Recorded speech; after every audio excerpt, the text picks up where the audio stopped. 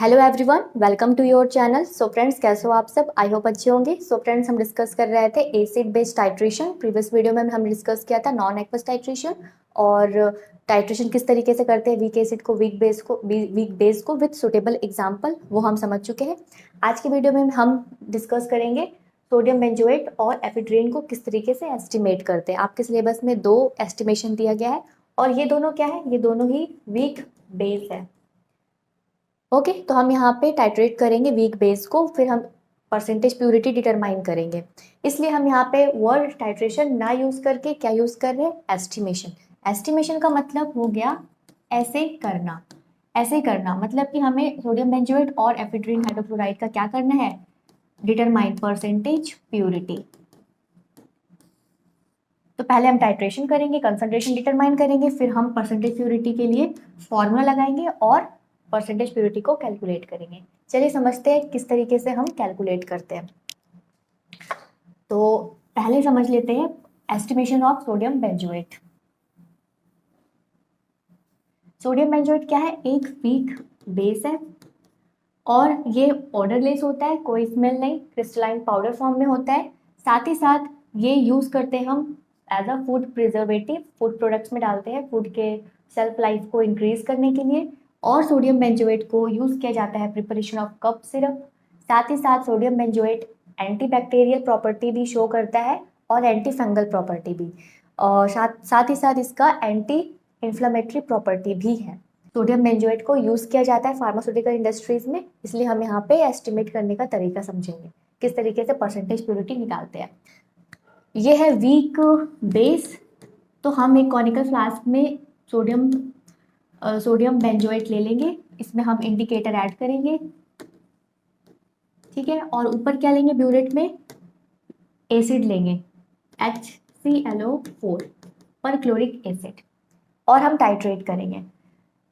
चलिए देखते हैं किस तरीके से हम टाइट्रेट करते हैं। तो हमें क्या करना होगा? टाइट्रेशन के लिए पहले प्रिपरेशन करना होगा सॉल्यूशन परक्लोरिक एसिड के लिए। तो पहला है प्रिपरेशन ऑफ 0.1 नॉर्मल HClO4। 0.1 की जगह पे कुछ भी दे सकते हैं आपको लैब में। अगर एग्जाम में आता है तो आप नॉर्मलिटी के अकॉर्डिंग कैलकुलेट करके लिख सकते हो, कोई दिक्कत नहीं है, क्योंकि एग्जाम में पर्टिकुलर नहीं पूछता है ना। 0.1 नॉर्मल 1 इस तरीके से नहीं आता। अगर अगर आया है तो फिर उसके अकॉर्डिंग आपको कैलकुलेट करना है। नहीं कुछ दिया है तो फिर आप अपने अकॉर्डिंग कुछ भी कंसंट्रेशन दिखा सकते हो बनाकर। चलिए कैसे प्रिपेयर करोगे आप? HClO4 का होता है मॉलिक्यूलर वेट 100.5 ग्राम पर मोल, ठीक है। डेंसिटी है 1.67 और इसका आपको जो लैब में दिया जाता है परक्लोरिक एसिड, उसका होता है परसेंटेज प्यूरिटी 72%। 100% नहीं, इसलिए हमें इसके अकॉर्डिंग नॉर्मलिटी को डिटरमाइन करना होगा पहले। प्रीवियस वीडियो में जब हम पढ़ रहे थे तो मैंने वहां पे आपको डायरेक्ट HClO4 का सोल्यूशन बनाना बताया था। तो हमारा वहां पे कुछ नॉर्मलिटी लगाने के बाद हमारा कुछ जो है मास है वो हमारा कुछ 10 ml के आसपास निकल रहा था। उसे जब हम डिसॉल्व कर रहे थे 1000 ml के सॉल्यूशन में, तो हमारा क्या प्रिपेयर हो जा रहा था? 0.1 नॉर्मल का कंसंट्रेशन का सोल्यूशन।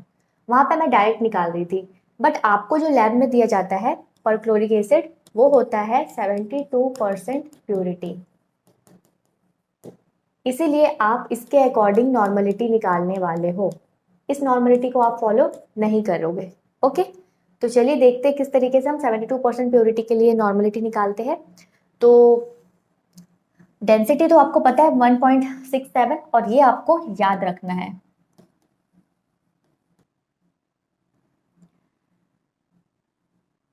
अब फॉर्मूला है मास का वॉल्यूम इनटू डेंसिटी। वॉल्यूम 1000 के लिए और डेंसिटी है 1.67। ये आप जब सॉल्व करोगे तो ये आपका आ जाएगा 1670 ग्राम, सॉरी ml, क्योंकि ये परक्लोरिक एसिड है लिक्विड की फॉर्म में। मास निकाल लिया आपने, अब नॉर्मलिटी निकालते हैं। तो नॉर्मलिटी का फॉर्मूला होता है gram equivalent divided by volume of solution in litre. Gram equivalent और volume of solution in litre. Gram equivalent निकालने का फॉर्मूला क्या है? Mass divided by equivalent mass. Clear है यहाँ तक? मास हमें पता है, अभी हमने निकाला density volume, mass volume into density करके।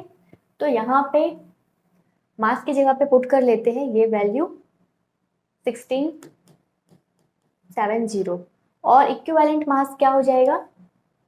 इक्विवेलेंट मास निकालने का फॉर्मूला है molecular weight divided by n factor. Molecular weight है 100.5 और एन फैक्टर यहाँ पे HClO4 एसिड है। एसिड के केस में हम देखते हैं number of H plus ion, कितना H प्लस आयन देगा? 1, तो डिवाइडेड बाय 1। तो क्या हो गया? इक्विवेलेंट मास और मॉलिक्यूलर मास क्या है? सेम है। अगर ये आपको याद है तो इतना करने की जरूरत नहीं पड़ेगी, आपको याद है तो बहुत अच्छी बात है। Molecular weight is equal to equivalent weight, किसके लिए? HClO4 का equivalent weight molecular weight equal होता है। तो आप यहाँ पे ये पुट कर लो 100.5। नाउ इसे कैलकुलेट कर लेते हैं, सॉल्व कर लेते हैं, क्या हो जाएगा? यहाँ पे आपका आ जाएगा 16.62 नॉर्मलिटी। ये जो निकला है ये है 100% प्योरिटी के लिए। आपको चाहिए 72% प्योरिटी के लिए, क्योंकि आपके पास जो है वो 72% प्योर है। तो अब क्या करेंगे हम? नॉर्मलिटी ऑफ 72% प्योरिटी HClO4 कितना आ जाएगा वो हमें कैलकुलेट करना है। तो हम क्या करेंगे, ये लिखते हैं 16.62, इसको हमें डिवाइड देना है 72 से, क्योंकि 72% के लिए है, और हमें मल्टीप्लाई करना है 100। अब आप ये सॉल्व कर लो, क्या आ जाएगा आपका? 11.96 नॉर्मलिटी। ठीक है, देख लेना कैलकुलेट करके 11.96 नॉर्मलिटी। ये अब जाकर आपका ये निकल गया है किसके लिए? 72% प्योरिटी जो आपके पास अवेलेबल है। तो इसके अकॉर्डिंग आपको आगे फिर कैलकुलेट करना है। तो चलिए देखते हैं।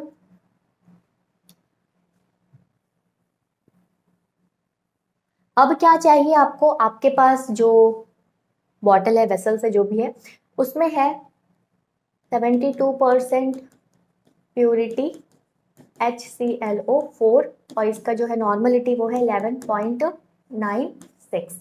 अगर ये वैल्यू आपको याद है तो बहुत अच्छी बात है, इतना करने की जरूरत नहीं पड़ेगी आपको। बट अगर नहीं याद है तो फिर आपको ये करके देखना होगा। 11.96 नॉर्मलिटी। आपको क्या करना है, इससे कितना ml आप निकालने वाले हो वो कैलकुलेट करना है। आप कितना ml निकाल के उसको ग्लेशियल एसिटिक एसिड में डिसॉल्व करोगे और कंसंट्रेशन बनाओगे, तो आपको प्रिपेयर करना है 0.1 नॉर्मल का, है ना। तो हम फॉर्मूला लगा लेते हैं N1V1 is equal to N2V2। ठीक है, N1 क्या है? Normality 11.96 into volume. इससे हमें कितना निकालना है ये हमें नहीं पता, तो वॉल्यूम को वॉल्यूम ही रहने देते हैं। V1 is equal to N2 क्या है? कितने के लिए बनाना है हमें? 0.1 के लिए, 0.1। और वॉल्यूम कितने के लिए? 1000 ml के, 1000 ml के लिए, तो 1000 लिखते हैं। वॉल्यूम को इस तरफ रहने देते हैं 0.1 इंटू 1000 डिवाइडेड बाई 11.96। ये जब आप सॉल्व करोगे तो आपका कुछ अप्रॉक्स 8.36 आएगा, जो कि ओवरऑल हो गया आपका 8.4 ml। ठीक है, मतलब आपके पास जो भी बॉटल है उससे आप कितना निकालोगे? 8.4 ml HClO4। ठीक है, अब आपको क्या करना है? इतना आपने निकाला और आपने क्या किया? फर्स्ट स्टेप में आपने 8.4 ml HClO4 को लिया, प्लस उसमें आपने ऐड किया 900 ml glacial acetic acid. Glacial acetic acid non aqueous solvent है और हम यहाँ पे यूज कर रहे हैं इसको डिसॉल्व करने के लिए। ठीक है, कंसंट्रेशन बनाने के लिए, सॉल्यूशन बनाने के लिए। अब आप बोलोगे HClO4 है तो ये तो वाटर में भी डिसॉल्व हो सकता है, बट हम यहाँ पे नॉन एक्वस टाइट्रेशन परफॉर्म कर रहे हैं। मैंने बताया था प्रीवियस वीडियो में हम क्यों यहाँ पे ग्लेशियल एसिटिक एसिड ले रहे हैं। तो अब क्या करना है आपको? इसमें 30 ml ऐड करना है एसीटेट एनहाइड्राइड। एसीटेट एनहाइड्राइड हम ऐड करते हैं अगर इसमें HClO4 में कोई वाटर मॉलिक्यूल्स है तो वो रिमूव हो जाए। ये क्या करता है एसीटेट एनहाइड्राइड, वाटर मॉलिक्यूल्स को एब्जॉर्ब कर लेता है। ओके, तो हमने यहाँ पे एसीटेट एनहाइड्राइड 30 ml ले लिया। प्लस हमें क्या करना है, वॉल्यूम मेकअप कर लेना है, वॉल्यूम को मेकअप कर लेना है 1 लीटर तक with glacial acetic acid. Water नहीं, ग्लेशियल एसिटिक एसिड। आपने एक वॉल्यूमेट्रिक फ्लास्क लिया, उसमें आपने 8.4 ml HClO4 लिया, फिर आपने 900 ml ग्लेशियल एसिटिक एसिड लिया, 30 ml एसीटेट एनहाइड्राइड लिया और फिर 1 लीटर तक वॉल्यूम को मेकअप कर दिया ग्लेशियल एसिटिक एसिड से। बन गया solution 0.1 normal solution of HClO4। ये है आपका प्रोसीजर, किस तरीके से बनाना है HClO4 का सोल्यूशन। क्यों हम यहाँ पे 8.4 ml लिए, आई होप अब आपको क्लियर है, क्योंकि हमारे पास जो होता है लैब में अवेलेबल वो होता है 72% प्योरिटी ऑफ HClO4। चलिए अब हमें अब हमें क्या करना है, जो हमने कंसंट्रेशन बनाया है इसे हमें स्टैंडर्डाइज करना है, चेक करना है कि ये एक्चुअल है या नहीं है। तो हमें क्या चाहिए, एक प्राइमरी स्टैंडर्ड सब्सटेंस। ये है HClO4 एसिड, तो हम क्या लेंगे, बेस लेंगे एज अ प्राइमरी स्टैंडर्ड। तो हम यहाँ पे चूज करते हैं पोटेशियम हाइड्रोजन थैलेट। चलिए अब हम प्रिपेयर करेंगे पोटेशियम हाइड्रोजन थैलेट का सॉल्यूशन। प्रिपेयर करने वाले हैं 0.1 normal potassium hydrogen phthalate KPH, in short KPH इसे बोला जाता है, पोटेशियम हाइड्रोजन थैलेट। ओके, जब पोटेशियम हाइड्रोजन थैलेट HClO4 जब रिएक्ट करता है पोटेशियम हाइड्रोजन थैलेट से, इसका ये फॉर्मूला है पोटेशियम हाइड्रोजन थैलेट का, एक benzene ring C double bond O K C double bond OH react करता है तो क्या बनाता है, थैलिक एसिड। ये K रिमूव होकर इसके जगह पे क्या आ जाता है H, और यहाँ पे सेम वही C double bond OH plus क्या बनता है, ये K किसके साथ अटैच होता है, ClO4 के साथ, प्लस KClO4। ठीक है, पोटेशियम परक्लोरेट ये प्रोडक्ट बनता है, ये क्या है, थैलिक एसिड। तो आप ये रिएक्शन लिख देना एग्जाम में, अच्छा होगा लिख कर आओगे तो। चलिए अब हमें प्रिपेयर कर लेना है 0.1 नॉर्मल का पोटेशियम हाइड्रोजन थैलेट। इसका होता है मॉलिक्यूलर वेट 204 ग्राम पर मोल।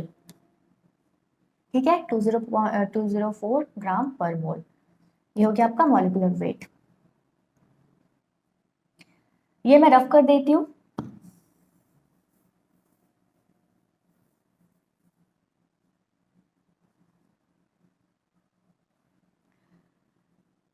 यहाँ पे normality is equal to 204 gram per mole होगा, sorry normality is equal to 204 gram, क्योंकि इसका जो मॉलिक्यूलर वेट है वो इक्वल होता है इक्विवेलेंट वेट।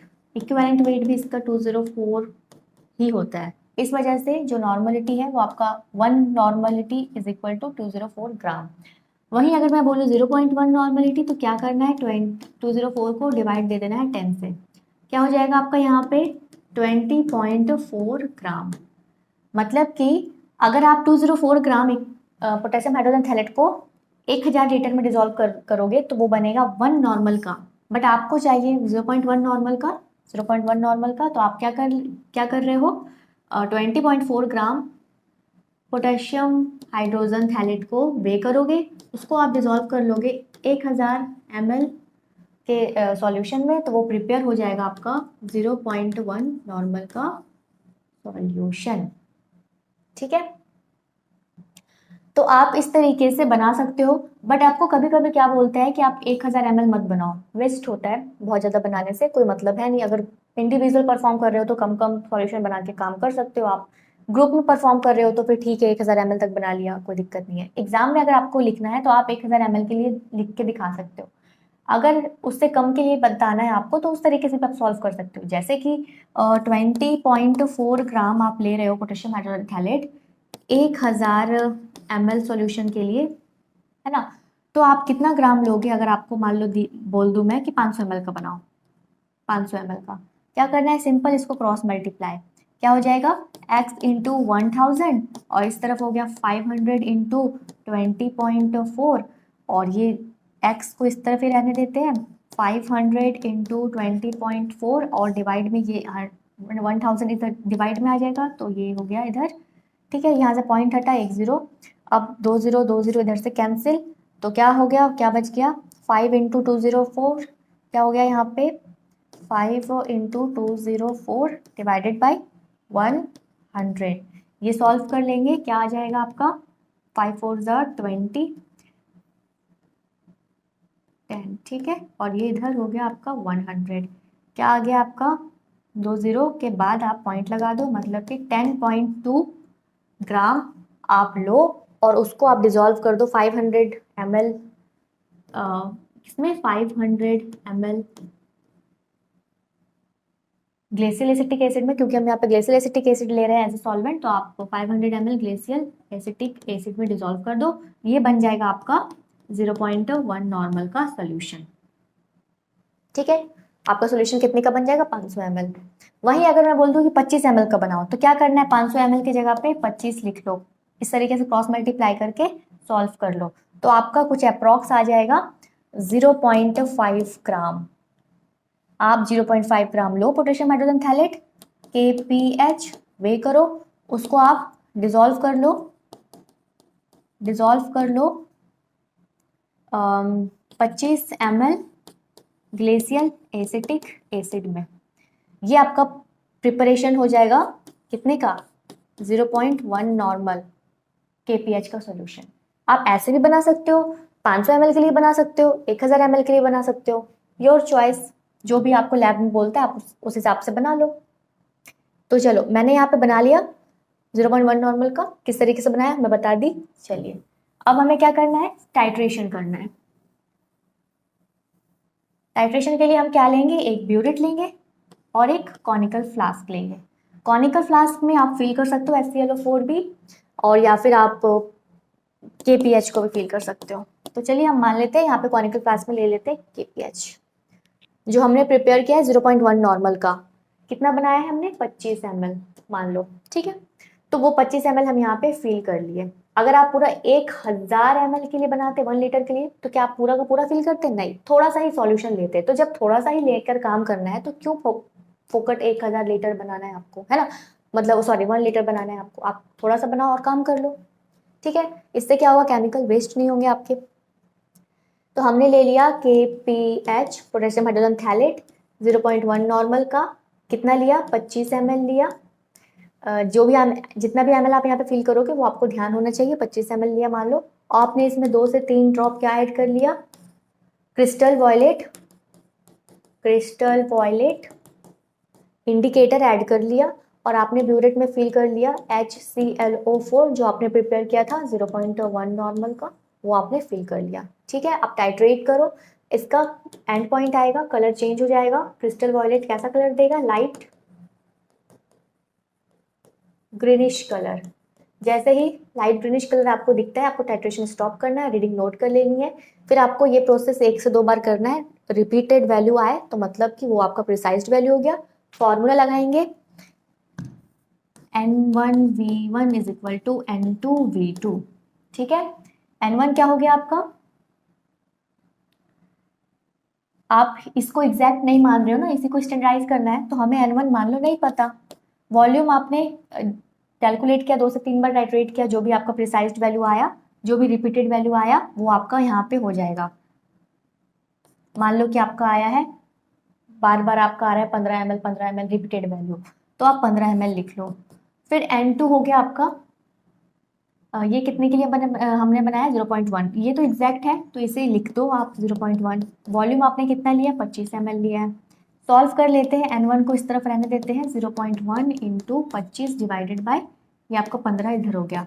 अब आप इसको सॉल्व करो, जितना आएगा वो हो जाएगा आपका एग्जैक्ट कंसंट्रेशन ऑफ HClO4।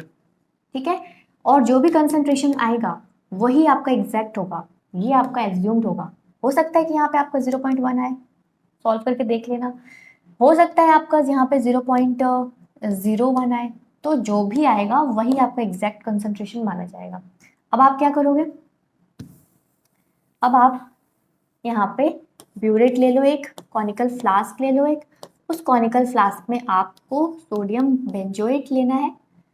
आप सोडियम बेंजोएट डायरेक्ट नहीं ले सकते, उसका भी एक सॉल्यूशन बनाओगे आप, है ना। तो हम सोडियम बेंजोएट का भी एक 0.1 नॉर्मल का सॉल्यूशन बना लेंगे। ब्यूरेट में क्या ले लिया, HClO4। कंसंट्रेशन क्या मानोगे, जो आपका वैल्यू आया है कैलकुलेशन के बाद, जो भी आएगा वो वैल्यू आपका यहाँ पे लिख देना। 0.1 आता है तो 0.1, 0.001 आता है तो 0.1, जो भी आता है वो लिख देना। मान लो आपका 0.1 ही आया है तो आप ये वैल्यू मान लो लिख लो 0.1 नॉर्मल, ठीक है। अब आपको क्या चाहिए, सोडियम बेंजोएट का एक सॉल्यूशन चाहिए। अब हमें प्रिपेयर करना है 0.1 नॉर्मल सोडियम बेंजोएट। यहाँ पे फॉर्मूला है C7H5NaO2। मॉलिकुलर वेट होता है इसका 144.1 ग्राम पर मोल। इसके अकॉर्डिंग आप नॉर्मलिटी का फॉर्मूला लगाकर मास निकाल सकते हो। क्या निकाल सकते हो, मास निकाल सकते हो, ठीक है। और उस मास को जब आप डिसॉल्व कर लोगे 1000 लीटर में तो बन जाएगा सॉल्यूशन 0.1 नॉर्मल का। वहीं अगर मैं बोलूँ कि आप 500 के लिए बनाओ सिर्फ, तो यहाँ पे जो भी मास आएगा वो कम हो जाएगा। वहीं अगर मैं बोल दूँ कि 25 ml के लिए बनाओ तो जो भी मास है वो और कम हो जाएगा। इस तरीके से आपको कैलकुलेट करना है। अभी जस्ट मैंने बताया था कुछ देर पहले ही कैसे बनाना है, कैसे कैलकुलेट करना है। तो मान लो आप यहाँ पे बना रहे हो सोडियम बेंजोएट 0.1 नॉर्मल 25 ml में, 25 ml ग्लेशियल एसिटिक एसिड में। तो अब कैसे निकालोगे आप, सिंपल फॉर्मूला लगा सकते हो आप। एक क्या हो जाएगा फॉर्मूला, आप बना रहे हो 0.1 इंटू मॉलिकुलर वेट होता है 44.1, ठीक है। और ये आप 25 ml के लिए बना रहे हो, 25 ml लिख लिया और इसको डिवाइड दे दो 1000 से। जो भी आएगा यहाँ पे कैलकुलेट करने के बाद वो आपका आ जाएगा मास, ठीक है। जो भी यहाँ पे आएगा वो आपका मास आ जाएगा। तो कैलकुलेट करके देख लीजिए क्या आ रहा है। अप्रोक्स 0.2 ग्राम आएगा आपका सोडियम बेंजोएट। आप क्या करोगे, 0.2 ग्राम सोडियम बेंजोएट को वे करोगे, उसको आप 25 ml ग्लेशियल एसिटिक एसिड में डिसॉल्व कर दोगे। सॉल्यूशन बन जाएगा 0.1 नॉर्मल कंसंट्रेशन का। अब आपने बना लिया, ये फिल कर लो आप यहाँ पे। इसमें आप 2 से 3 drop crystal violet indicator add कर दो। और ऊपर आपने फिल कर रखा है HClO4 जो आपने बना रखा है। एग्जैक्ट कंसंट्रेशन जो भी आपका आता है वो 0.1 मान लो आया है आपका। फिर आप टाइट्रेशन करो, एंड पॉइंट आएगा, कलर चेंज हो जाएगा। क्रिस्टल वॉयलेट का कलर कैसा हो जाएगा, लाइट ग्रीन कलर में। एंड पॉइंट आते ही आपको रीडिंग बंद करना है, स्टॉप यहाँ पे आपको नॉब को क्लोज करना है, रीडिंग नोट कर लेना है। फिर आप ये टाइट्रेशन 2 से 3 बार करो और रीडिंग जो भी रिपीटेड आए आपका वो आपका प्रिसाइज रीडिंग होगा। फिर आप सेम उसी तरीके से N1 V1 N2 V2 का फॉर्मूला लगाइए। N1 आपको मान लो पता है 0.1, ये आपका एग्जैक्ट है तो आप लिख सकते हो। वॉल्यूम आपका जो भी बार बार रिपीट हो रहा है वो आप लिख दो, जैसे मान लो आ रहा है बार बार 10। N2 हो जाएगा आपका यहाँ पे आपने जो बनाया है, सॉरी N2 आपको नहीं पता, इसका कंसंट्रेशन आपको डिटरमाइन करना है। N2 रहने दो। वॉल्यूम आपने लिया है कितना, 25 ml, तो 25 ml यहाँ हो जाएगा। ये आप सॉल्व कर लो, 0.1 इंटू 10 25, और इधर N2 को रहने दो। सॉल्व करके जो भी आता है वो आपका हो जाएगा नॉर्मलिटी ऑफ सोडियम बेंजोएट। अब आप कंसंट्रेशन तो निकाल चुके हैं, आपको क्या चाहिए एट लास्ट, परसेंटेज प्यूरिटी। तो उसका फॉर्मूला होता है percentage purity of sodium benzoate. ये फॉर्मूला आप लगा लोगे, वॉल्यूम ऑफ टाइट्रेंट, मतलब कि जो आपने ब्यूरेट में फिल किया था HClO4, उसका कितना वॉल्यूम कंज्यूम हो रहा है तो सोडियम बेंजोएट को न्यूट्रलाइज करने के लिए। जो भी वॉल्यूम रिपीटेड बार बार टाइट्रेशन के बाद आपको मिल रहा है वो वॉल्यूम आपको यहाँ पे लिखना है। मान लो आपका 3 बार टाइट्रेशन की और तीन बार में आपको दो बार 10 ml रिपीट हुआ है, तो वही 10 ml आपको यहाँ पे लिख देना है, जो भी वैल्यू रिपीट हो रहा है। और फिर into volume normality of HClO4 calculated, आपने जो नॉर्मलिटी HClO4 का कैलकुलेट करके निकाला था वो लिखोगे, ठीक है। और यहाँ पे आपका एज्यूम्ड होगा, जैसे 0.1 नॉर्मल आपका एज्यूम्ड था और कैलकुलेट करने के बाद जो भी आता है 0.1 आया तो वही या फिर 0.001 आया है तो वो लिख दोगे, जो भी आता है वो लिखोगे, into equivalent factor, equivalent factor या फिर इसको आईपी फैक्टर भी बोलते हैं, ठीक है, डिवाइडेड बाय 100, और इधर हो जाएगा आपका डिवाइड में मल्टीप्लाइड इंटू 100, और फिर इधर हो जाएगा आपका divided by weight of sample. Sodium benzoate आपने कितना वेट किया था, 0.2 ग्राम के आसपास, है ना, और उसको डिसॉल्व किया था आपने 25 ml ग्लेशियल एसिटिक एसिड में, तो 7.2 ग्राम आप यहाँ पे लिखोगे, 0.2 ग्राम लिखोगे, into normality of HClO4 assumed, वही 0.1 आपने एज्यूम्ड किया था। इस तरीके से आप जब फॉर्मूला लगाओगे तो आपका निकल जाएगा percentage purity of sodium benzoate. अब जब आप लैब में परफॉर्म करोगे तभी आपको ये सब वैल्यू मिल पाएंगे। अगर आप परफॉर्म नहीं कर रहे हो लैब में, एग्जाम में आप सिर्फ लिख रहे हो, तो ऑब्वियसली आपके पास ये सब वैल्यू नहीं होगा, तो आप सिंपल फॉर्मूला लिख सकते हो, एग्जामिनर को समझ में आ जाएगा कि आपको पता है क्या होता है परसेंटेज प्योरिटी। ठीक है, चलिए अब एक चीज यहाँ पे क्वेश्चन उठता है कि आईपी फैक्टर कैसे कैलकुलेट करेंगे। ये तो पता है, चलो ये भी पता है, ये भी मल्टीप्लाइड इंटू 100। आईपी फैक्टर या फिर इक्विवेलेंट फैक्टर कैसे कैलकुलेट करते हैं, चलिए वो समझ लेते हैं। 1 मोल HClO4 रिएक्ट न्यूट्रलाइज कर रहा है 1 मोल सोडियम बेंजोएट को, 1 मोल सोडियम बेंजोएट रिएक्ट कर रहा है 1 मोल HClO4 के साथ, मतलब कि 1 मोल HClO4 न्यूट्रलाइज कर रहा है 1 मोल सोडियम बेंजोएट को, मतलब कि एक नॉर्मल HClO4, 1 नॉर्मल HClO4 बराबर है equivalent weight of molecular weight of sodium benzoate. ठीक है, सोडियम बेंजोएट का मॉलिक्यूलर वेट होता है 144.1 ग्राम, मतलब कि 1 नॉर्मल HClO4 इक्वल है इतने के 144.1 ग्राम के। अब 1 नॉर्मल का मतलब कि 1000 ml में डिसॉल्व है, तो ये आया है 1000 ml के लिए, और ये है 1 नॉर्मल के लिए। अगर मैं बोलूँ 0.1 नॉर्मल के लिए तो क्या क्या किया है, मॉलिक्यूलर वेट को डिवाइड कर दिया है 10 से, क्या आ गया 14.41 ग्राम। ये 14.41 ग्राम जो निकला है ये किसके लिए निकला है, 1000 ml के लिए। ठीक है, ये भी 0.1 नॉर्मलिटी के लिए है ना, तो वो 1000 ml हो गया। ठीक है, नॉर्मलिटी में हम क्या करते हैं 1000 ml में डिसॉल्व करते हैं, और अब हमें सिर्फ चाहिए 1 ml के लिए, तो कितना ग्राम हम लेंगे 1 ml के लिए, क्रॉस मल्टीप्लाई कर लीजिए, यहाँ पे क्या हो जाएगा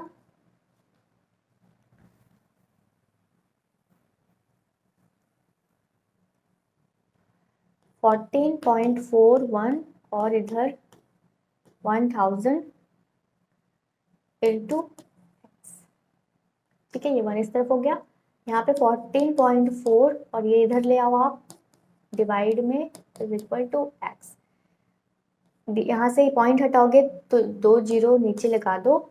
अब 1 2 3 4, 1 2 3 4, 1 2 3 4 5, 1 2 3 4 5, ठीक है, ये आ गया आपका 0.014 ग्राम, कितने के लिए 1 ml के लिए। अगर आप 0.014 ग्राम सोडियम बेंजोएट को 1 ml में डिसॉल्व करोगे तो वो भी 0.1 नॉर्मल कंसंट्रेशन का ही बनेगा। ठीक है, तो इस तरीके से आपने निकाल लिया इक्विवेलेंट फैक्टर। ओके, आपने क्या किया 0.014 ग्राम 0.1 नॉर्मल सोडियम बेंजोएट कितने के इक्वल है 1 ml HClO4, 1 ml of 0.1 normal HClO4। ठीक है, 1 ml HClO4 कितने के इक्वल है 0.014 ग्राम सोडियम बेंजोएट के इक्वल है, मतलब कि 1 ml HClO4 न्यूट्रलाइज कर रहा है 0.014 ग्राम सोडियम बेंजोएट को। ये निकल गया आपका आईपी फैक्टर। तो ये जो फॉर्मूला है ये आप पुट कर लोगे आईपी फैक्टर की जगह पे, या फिर उसे कहते हैं इक्विवेलेंट फैक्टर। आई होप आपको समझ आ गया होगा यहाँ तक। चलिए, अगर नहीं आया है तो अभी एक और हम समझने वाले हैं, एफिड्रीन को किस तरीके से एस्टिमेट करते हैं वो जानेंगे, तो वहां पे क्लियर हो जाएंगी सारी चीजें। अब हमें समझना है estimation of ephedrine hydrochloride.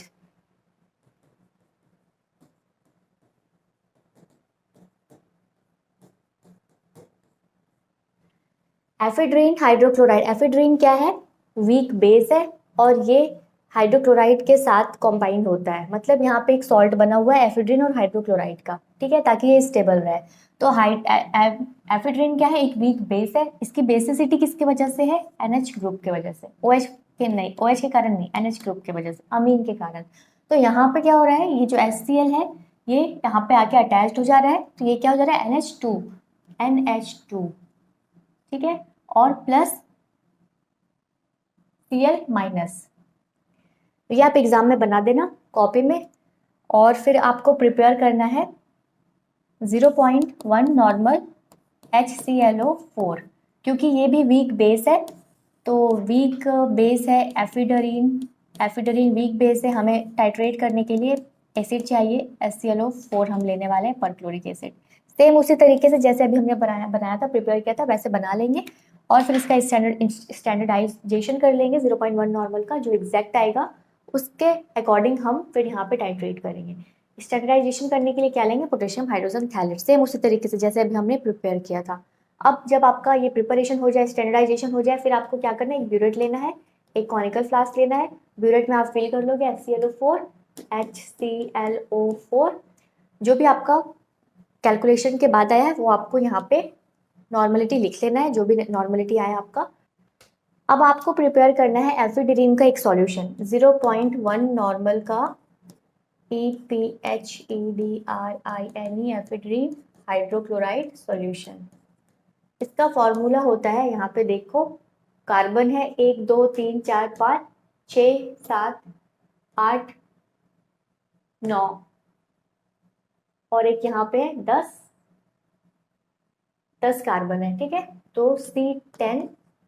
Hydrogen कितने हैं, कैलकुलेट कर लो यहाँ से, 1 2 3 4, हाइड्रोजन कितने हो गए, 1 2 3 4 5 6 7 8 9 10 11 12 13 14 15 है हाइड्रोजन, यहाँ पे 15 हाइड्रोजन और H कितने हैं हो गए कैलकुलेट, क्लोरीन कर लिया, ऑक्सीजन 1 है O और क्या है NO, C10H15NO, ये हो गया इसका मॉलिक्यूलर फॉर्मूला। तो इसके अकॉर्डिंग आप मॉलिक्यूलर वेट निकाल लोगे, तो इसका मॉलिक्यूलर वेट आ जाएगा, कार्बन का होता है 12 इंटू 10 प्लस हाइड्रोजन का 1 इंटू 15 प्लस नाइट्रोजन का होता है 14 इंटू ऑक्सीजन का होता है 16। कैलकुलेट कर लीजिए, यहाँ पे आ जाएगा आपका 201.69 ग्राम पर मोल। ये हो गया आपका मॉलिक्यूलर वेट। अब आप नॉर्मलिटी निकाल लीजिए, ग्राम इक्विवेलेंट मॉलिक्यूलर नॉर्मलिटी का जो फॉर्मूला होता है उसके अकॉर्डिंग। उसके बाद आपका यहाँ पे मास निकल आएगा, इक्विवेलेंट फॉर्मूला लगा के आप मास निकाल सकते हो, मतलब कि आपका जैसे ही मास आ जाए तो आप उतना वे करो, उसको आप डिसॉल्व कर लो, किसमें, ग्लेशियल एसिटिक एसिड में। मास जो भी आता है उसको आप उतने अमाउंट में वे करो और उसको डिसॉल्व कर लो 1000 ml ग्लेशियल एसिटिक एसिड में, आपका बन जाएगा 0.1 नॉर्मल कंसंट्रेशन का सॉल्यूशन। वहीं अगर आपको 1000 का नहीं बनाना तो उसके अकॉर्डिंग फिर आप कैलकुलेट कर सकते हो, जैसे मैंने अभी बताया था आपको कुछ देर पहले, उसके अकॉर्डिंग आप कैलकुलेट कर सकते हो और यहाँ पे कंसंट्रेशन निकाल सकते हो, ठीक है। आप अपने हिसाब से 1000 का बना सकते हो, 500 का बना सकते हो, 25 ml का बना सकते हो, 20 ml का बना सकते हो। 25 ml का बना लो, सिंपल, ज़्यादा यूज़ करने का है नहीं तो 25 ml का बना सकते हैं आप। 25 ml के हिसाब से आप कैलकुलेट कर लो, जो भी आता है वो उतने वे में आप ग्राम में वे करो और उसको 25 ml में डिजोल्व कर दो, 0.1 नॉर्मल का बन जाएगा कंसंट्रेशन का सॉल्यूशन आपका। वो आप यहाँ पे फिल कर लो 25 ml एफिड्रीन, फिर आप उसमें 2 से 3 ड्रॉप क्या डाल दो, क्रिस्टल वॉयलेट डाल दो, ताकि एंड पॉइंट आए तो हमें डिटेक्ट हो जाए। देन आप टाइट्रेशन करो, टाइट्रेशन का प्रोसेस सेम होगा, उसी तरीके से टाइट्रेशन करना है। N1 V1 N2 V2 का फॉर्मूला लगाना है। N1 आपका हो जाएगा, जो एग्जैक्ट आया है आपका वो आप यहाँ लिख दो मान लो 0.1 है।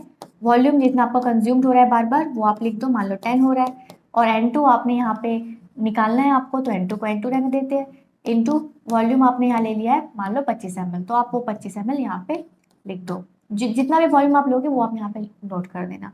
सॉल्व कर लोगे आपका कंसंट्रेशन निकल आएगा, जो भी कंसंट्रेशन आता है वो आपका किसके लिए हो जाएगा, एफिड्रिन हाइड्रोक्लोराइड के लिए। ठीक है, तो इस तरीके से आप कंसंट्रेशन डिटरमाइन कर सकते हो टाइट्रेट करके, किसके साथ, पर क्लोरिक एसिड के साथ। अब क्या निकालना है हमें, परसेंटेज प्योरिटी। सेम वही फॉर्मूला लगाएंगे, हमें फॉर्मूला याद होना चाहिए। एग्जाम में आपको सुंदर से फॉर्मूला लिख कर आना है, और ये सब कोशिश करना आप ये सब बना कर आओ, इससे नंबर ज़्यादा देते हैं। चलिए अब निकालना है हमें percentage purity of ephedrine hydrochloride. तो फॉर्मूला याद रखना है आपको, वॉल्यूम ऑफ टाइट्रेंट यूज, कितना टाइट्रेंट आपका वॉल्यूम यूज हो रहा है, टाइट्रेट क्या है आपके पास HClO4, जो वॉल्यूम बार बार रिपीटेड आ रहा है वो आपको यहाँ पे लिखना है, into normality of HClO4। Normality आपका कितना है एग्जैक्ट कैलकुलेशन के बाद जो आया था वो लिखना है। और यहाँ पे आपको HClO4 का नॉर्मलिटी जो आपने एज्यूम कर रखा था, जैसे कि आपने एज्यूम कर रखा था 0.1 नॉर्मल, तो वो लिख देना है। ठीक है, और फिर यहाँ पे आपको लिखना था जो आपने स्टैंडर्डाइज करने के बाद निकाला था, आपने क्या किया था, पोटेशियम हाइड्रोजन थैलेट के साथ स्टैंडर्डाइज किया था, और जो स्टैंडर्डाइज करने के बाद नॉर्मलिटी आया है वो आपको यहाँ पे लिखना है। ठीक है, मल्टीप्लाई इक्विवेलेंट फैक्टर या फिर आईपी फैक्टर इनटू 100, और यहाँ पे आपका होगा वेट ऑफ सैंपल। सैंपल क्या है आपका, एफिड्रिन हाइड्रोक्लोराइड है ना, तो वो आप 25 ml के लिए अगर बना रहे हो तो जितना भी आपका ग्राम आता है, मान लो आपका आया है 0.2 gram potassium hydrogen ephedrine hydrochloride, आपने वे किया और आपने उसको डिसॉल्व किया 25 ml ग्लेशियल एसिटिक एसिड में, और आपने बनाया है एक 0.1 नॉर्मल का सोल्यूशन। ठीक है, तो आपका जितना भी आपने सैंपल वे किया था वो आप लिख दोगे यहाँ पे, जैसे कि 0.2 ग्राम या 0.5 ग्राम जो भी है वो लिख दोगे आप यहाँ पे। ठीक है, फिर कैलकुलेट कर लोगे, जो आएगा वो आपका हो जाएगा percentage purity of ephedrine hydrochloride. अब बात है यहाँ पे इक्विवेलेंट फैक्टर कैसे निकालेंगे, आईपी फैक्टर कैसे निकालेंगे, तो देखिए चलिए अब हमें निकालना है इक्विवेलेंट फैक्टर। तो कैसे निकालेंगे, 1 मोल HClO4 ये इक्वल है 1 mole of ephedrine hydrochloride, in short EHCl लिख दिया मैंने। ठीक है, यहाँ पे क्या हो रहा है, 1000 ml ऑफ 1 नॉर्मल HClO4 कितने के इक्वल हो जाएगा, इसका जो मॉलिक्यूलर वेट है, इसका मॉलिक्यूलर वेट है 201.69 ग्राम। ठीक है, ये है 1000 ml के लिए, और साथ ही साथ 1 नॉर्मल के लिए। अगर मैं बोलूँ आपको 1000 ml ऑफ 0.1 नॉर्मल के लिए, तो क्या करना है, HClO4 कुछ नहीं, 201.69 को डिवाइड दे दो 10 से, यहाँ से ये पॉइंट हटा, क्या हो गया यहाँ पे आपका 1 2 3 1 2 3 20.169 ग्राम। ये आपका कितने के लिए हो गया, 0.1 नॉर्मल के लिए, बट अभी भी ये कितने के लिए है, 1000 ml के लिए। अब अगर मैं बोलूँ कि 20.169 ग्राम है 1000 ml के लिए, तो कितना ग्राम होगा 1 ml के लिए, क्रॉस मल्टीप्लाई कर लीजिए, क्या आ जाएगा यहाँ पे 20.16 is equal to 1000 into x. ये आप इस तरफ ले आओ तो ये आपका डिवाइड में हो जाएगा, क्या आ जाएगा आपका, यहाँ से पॉइंट हटाओ, 2 0 नीचे हो गया। अब ये हो गया आपका 1 2 3 4 5 1 2 3 4 5 इतना ग्राम, ये आपका आया है 1 ml HClO4 के लिए। ठीक है, 1 ml HClO4 के लिए, जिसकी नॉर्मलिटी है 0.1। तो मतलब कि लिखोगे कैसे आप,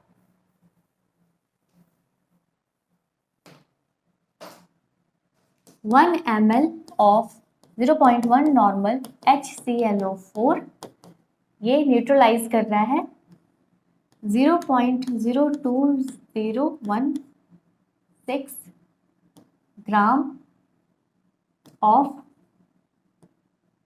0.1 नॉर्मल एफेड्रीन हाइड्रोक्लोराइड को। ठीक है, 1 ml हाइड्रो FeLO4 न्यूट्रलाइज कर रहा है 0.02016 ग्राम एफेड्रीन हाइड्रोक्लोराइड को। तो इस तरीके से हम निकाल लिए आईपी फैक्टर। ये हो गया आपका आईपी फैक्टर, ये आप यहाँ पे पुट कर लेना। ठीक है, देन सॉल्व करोगे तो निकल जाएगा percentage purity of ephedrine hydrochloride. इस तरीके से किया जाता है एस्टिमेशन, मतलब कि ऐसे परसेंटेज प्योरिटी डिटरमाइन करते हैं हम। पहले हमने टाइट्रेशन किया, फिर हमने परसेंटेज प्योरिटी निकाला। ये फॉर्मूला आपको ध्यान होना चाहिए। एग्जाम में कैलकुलेशन पे ज़्यादा फोकस नहीं करना है, एग्जाम में आपको लिखने पे ज़्यादा फोकस करना है, ये फॉर्मूला शो करना है, रिएक्शंस लिखने हैं आपको। अगर भाई आपको लैब में काम करते हो तो लैब में आपको फिर बोला जाता है कि आप बना लो इतने नॉर्मल का, इतने कंसंट्रेशन में, इतने ml में, 500 ml में, 1000 ml में, तो उसके अकॉर्डिंग आप कैलकुलेट कर सकते हो। बट एग्जाम में ऐसा होता नहीं है, एग्जाम में सिंपल आपसे पूछ देगा एस्टिमेशन ऑफ एफेड्रीन हाइड्रोक्लोराइड, तो कैसे करना है वो आपको पता होना चाहिए, थ्योरी आपको पता होना चाहिए। आई होप आप समझ गए हो। नेक्स्ट वीडियो में हम बात करेंगे इंडिकेटर के बारे में, और वो लास्ट वीडियो होगा और चैप्टर खत्म। चलिए, जब तक के लिए आप अपना ध्यान रखें। Have a good day.